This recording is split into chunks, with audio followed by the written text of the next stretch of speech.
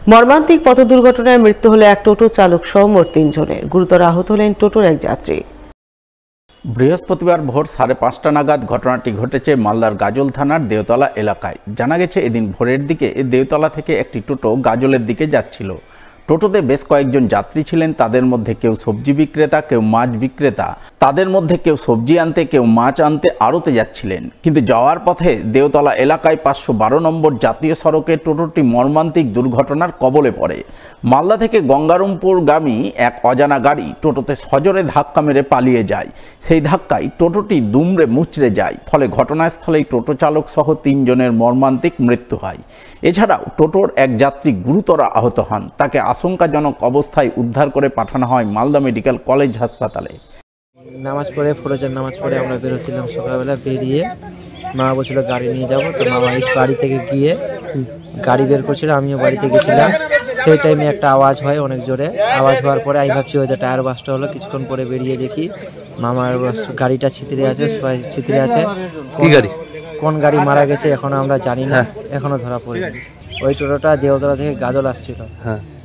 আসার সময় আমাদের হিয়াখর বলে একটা জায়গা আছে, সেই জায়গাটাতে অ্যাক্সিডেন্ট হয়। মোট মারা গেছে 3 জন, ওখানে ডেট হয়ে গেছিলো, আর একজনকে হাসপাতালে ভর্তি করা হয়েছে মালদাতে।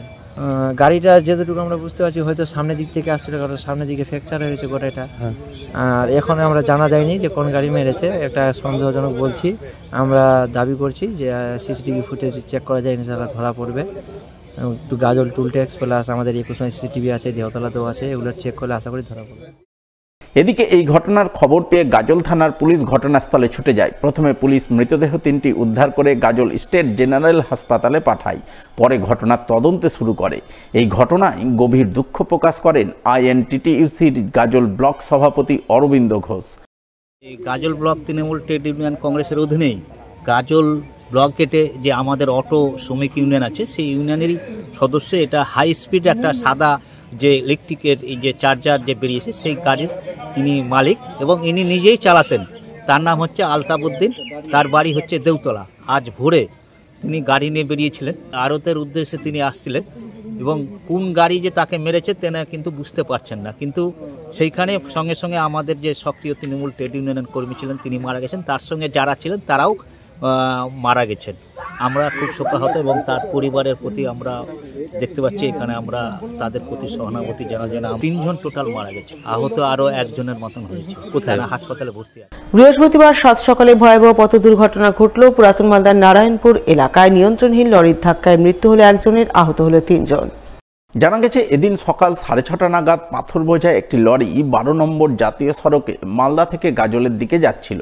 যাওয়ার সময় লরিটি প্রচণ্ড গতিতে থাকায় পুরাতন মালদার নারায়ণপুর চাকি মোড়ের কাছে লরি চালক হঠাৎ করে নিয়ন্ত্রণ হারিয়ে ফেলেন।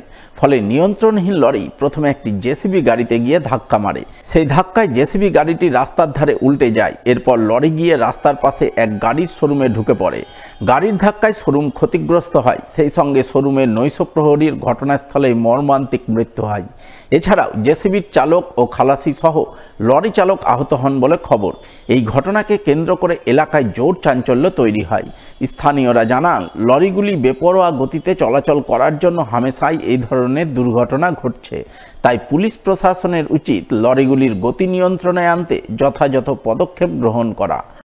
নাগাদ আর কি গ্রামেরই জেসিবি তো ডাম্পে তেল ভরে যাচ্ছিলো কাজে আর কি, ওখানে প্রথম ফার্স্ট মেরে দেয় একটা 12 চাকা লরি। আচ্ছা, আসার পরে এখানে যে রয়্যাল গার্ডে নাইট গার্ড একজন থাকেন, তিনার ওপর দিয়ে তো পাশের বাউন্ডারিগুলো সব ভেঙে দিয়েছে।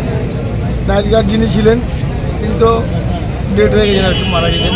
এখন বাকি জেসিবি ড্রাইভার খালাসির অবস্থাও খুব একটা ভালো জায়গায় নেই, সেই সিরিয়াস অবস্থায়। লরিতে পাথর লোডে। পুলিশ এসছে ঘটনাস্থলে? হ্যাঁ, এলাকাবাসী হিসাবে এখন যে সময় ঘটনাটা ঘটে সে সময় তো লোকজনের সংখ্যা খুব কম ছিল এবং কী অবস্থায় ছিল, তবে লরির যে স্পিড ছিল, তবে স্পিডগুলো খুব গতিবিধি অনেক বেশি ছিল। এবং জনগণের দাবি এবং আমাদের ব্যক্তিগত দাবি, লরির যাতে স্পিড মেশিনগুলো কেন বসানো হয় সরকারিভাবে, সেটা জনগণের দাবি। স্পিড মেনটেন্স করেই যদি গাড়িগুলো চলাচল করে তাতে মনে হয় অনেকটাই মানুষ সুরক্ষায় থাকবে।